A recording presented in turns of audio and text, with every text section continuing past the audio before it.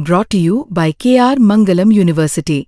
We provide you the platform to turn your dreams into reality. Give wings to your aspirations with KR Mangalam University. 22 दिन के बाद पाकिस्तान की कैद से वापस आ रहे हैं, कैसा फील हो रहा है? और आपसे फोन पर बात हुई है क्या? इस पल को आप कैसे महसूस कर रही हैं? देखिए, हम अब क्या ही बताऊं, एक्सप्लेन नहीं कर पा रही हूँ मैं। लेकिन जब वो 22 दिन बाद जब मैंने उनको वीडियो कॉल पे देखा तो पहले तो मैं उनको पहचान ही नहीं पाई। पूरा दाढ़ी वाड़ी बढ़ गई थी। मैंने कहा, उन्होंने कहा टेंशन मत लो, मैं एकदम ठीक हूँ और मेरी मेडिकल भी हो गई है, मैं एकदम फिट हूँ, कोई टेंशन मत लो। बस यही बोले। एक्चुअली मैं उस टाइम रास्ते में थी, ज्यादा देर बात नहीं हो पाई। उन्होंने कहा मैं फ्रेश होके सेविंग वेविंग करके खाना खा के 3 बजे तुमको फोन करो। फिर वो 3 बजे मुझे फोन करेंगे। जब वो इतने दिनों बाद घर आएंगे तो आप क्या खिलाएंगे? उनका आदर सत्कार कैसे करेंगे? देखिए, हम आपको लगता है उनके लिए पूरी रिश्तेदारी वो छोड़ेंगे तब तो मैं सेवा करूंगी। तो उनको जो जो पसंद है वही मैं, उनके जो फेवरेट फूड्स है वही सब खिलाऊंगी। आप क्या पंजाब या दिल्ली जा रही हैं कि यहाँ इंतजार करेंगे? नहीं, उन्होंने कहा है कि ऐसा होगा तो लोग बुलाएंगे तो मैं जाऊंगी। तो ये थी पूनम कुमार की पत्नी जो काफी ज्यादा खुश है। उनके रिश्तेदार भी पहुंच चुके हैं उनका स्वागत करने के लिए। उनसे पूछा जा रहा है कि उनके जब पति वापस आएंगे, यानी कि पूनम कुमार जब उनसे मिलेंगे तो वो उनके लिए क्या कुछ करेंगी, क्या उन्हें खिलाएंगी। जाहिर सी बात है, खुशी का माहौल है जब पूनम कुमार वापस आ रहे हैं। पाकिस्तानी सेना ने उन्हें छोड़ दिया है। दरअसल पूनम कुमार गलती से इंटरनेशनल बॉर्डर क्रॉस करके पाकिस्तान पहुंच गए थे, जिसके बाद से उन्हें पकड़ लिया गया था और फिर उन्हें छोड़ा नहीं गया। जो बताया जाता है वो ये कि 24 घंटे के अंतराल में जवानों को छोड़ दिया जाता है, लेकिन यहाँ पर 20 से 22 दिन हो चुके थे जबकि पूनम कुमार को पाकिस्तान की तरफ से रिहा नहीं किया गया था। भारत ने 7 मई को ऑपरेशन सिंदूर चलाया था, जिसके बाद से सिचुएशन काफी ज्यादा तनावपूर्ण हो गई थी और ऐसे में पूनम के परिवार की जो सिचुएशन है वो भी हम समझ सकते हैं, क्योंकि उनके अंदर भी तनाव होगा कि क्या अब उनके पति वापस आ पाएंगे, नहीं आ पाएंगे, उनके साथ क्या कुछ किया जाएगा। तो जाहिर सी बात है टेंशन का माहौल था। लेकिन अब जब बीएसएफ जवान पूनम कुमार शॉ वापस आ गए हैं तो उनके परिवार में और पूरे देश में खुशी का माहौल है। दरअसल अब जानते हैं कि ये सब हुआ कैसे था। दरअसल पूनम कुमार श्रीनगर से आई बीएसएफ की 24वीं बटालियन फिरोजपुर के ममदोट सेक्टर में तैनात थी। 23 अप्रैल की सुबह किसान अपनी कंबाइश मशीन लेकर खेत में गेहूं काटने के लिए गए थे। ये खेत भारत और पाकिस्तान के जो बॉर्डर है उस पर फेंसिंग पर लगे गेट नंबर 208/1 के पास 0 लाइन पर थे। यानी कि इन किसानों को वहां पर खेती करने के लिए एक सीमित समय के लिए भेजा जाता है। ये उसी वक्त की बात थी। किसानों की निगरानी के लिए बीएसएफ के 2 जवान उनके साथ गए थे।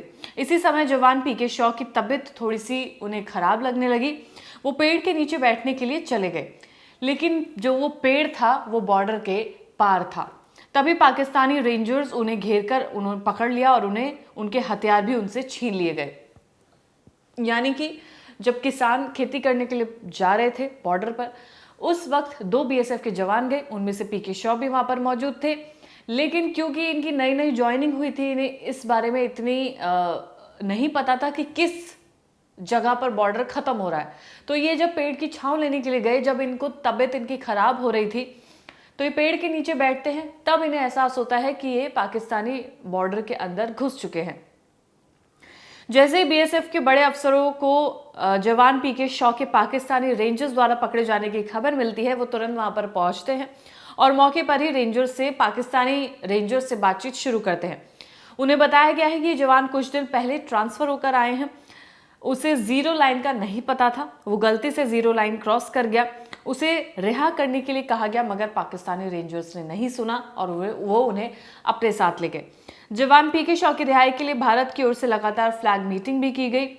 इसे लेकर 2 से 3 फ्लैग मीटिंग भी हुई, लेकिन जवान की रिहाई की बात नहीं की गई।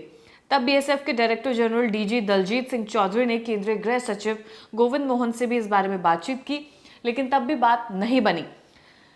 लेकिन अब हाल फिलहाल में ये वापस आ चुके हैं। दरअसल इनकी पत्नी ने भी काफी कुछ बताया। उन्होंने कहा कि पूनम कुमार की पत्नी रजनी ने उम्मीद जताई थी कि डीजीएमओ की बातचीत में पूनम कुमार के मुद्दे को उठाया जाएगा।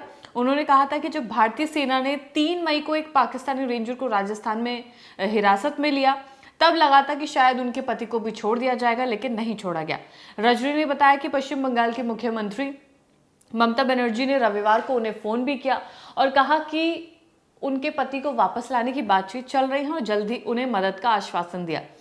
20 दिन पहले पाकिस्तान ने बीएसएफ जवान पूर्णम कुमार साहू को पकड़ लिया था। पहलगाम हमले में के एक दिन बाद 23 अप्रैल को पूर्णम बॉर्डर गलती से उन्होंने क्रॉस कर दिया था। उसके बाद से क्योंकि तनाव इतना बढ़ गया था, ऑपरेशन सिंदूर चला, उससे पहले पहलगाम में अटैक हुआ, पाकिस्तान की तरफ से हमले किए गए, भारत ने जवाबी कार्रवाई की, तो ऐसे में जो आशा थी कि उनके पति शायद जल्दी लौट आएंगे वो काफ़ी कम होती नजर आ रही थी। लेकिन फिर अब 22 दिन बाद उनके पति को यानी कि पूर्णम शॉ को वापस भेजा गया है। अब वो भारत में हैं और उनकी खुशी उनकी पत्नी के चेहरे पर देखी जा सकती है, जिस तरीके से वो बयां कर रही हैं कि अब वो कितनी ज़्यादा खुश है। हालांकि जब एक जवान बॉर्डर क्रॉस करता है, गलती से उसे पकड़ लिया जाता है, जब गलती से बॉर्डर क्रॉस करता है उसे पकड़ लिया जाता है, तब भारत के लिए कितनी बड़ी टेंशन का माहौल हो जाता है, क्योंकि उन्हें पता है कि उनका जो जवान है वो गलती से बॉर्डर उसने क्रॉस किया है। लेकिन बॉर्डर पार जो पाकिस्तानी रेंजर्स हैं उनके दिमाग में क्या कुछ चल रहा है, ऑपरेशन सिंदूर चला है और हमले हुए हैं, तो ऐसे में टेंशन का बढ़ना जायज़ था। लेकिन अब जो खुशी की बात है वो ये है कि वो वापस लौट आए। दरअसल जीरो लाइन की अगर बात करें तो उसका एक प्रोटोकॉल भी होता है। जीरो लाइन संवेदनशील हिस्सा होता है, दो देश की सीमाएं पास होती हैं। यहाँ पर सीमित समय के लिए किसानों को खेती करने के लिए अनुमति दी जाती है। ऐसी घटना में 24 घंटे के अंदर जवानों को वापस किया जाता है। इस मामले में ऐसा नहीं हुआ, फ्लैग मीटिंग भी हुई लेकिन उसके बावजूद भी कुछ भी नहीं हुआ। लेकिन अब पूर्णम शॉ को पाकिस्तान की तरफ से भारत वापस भेज दिया गया है।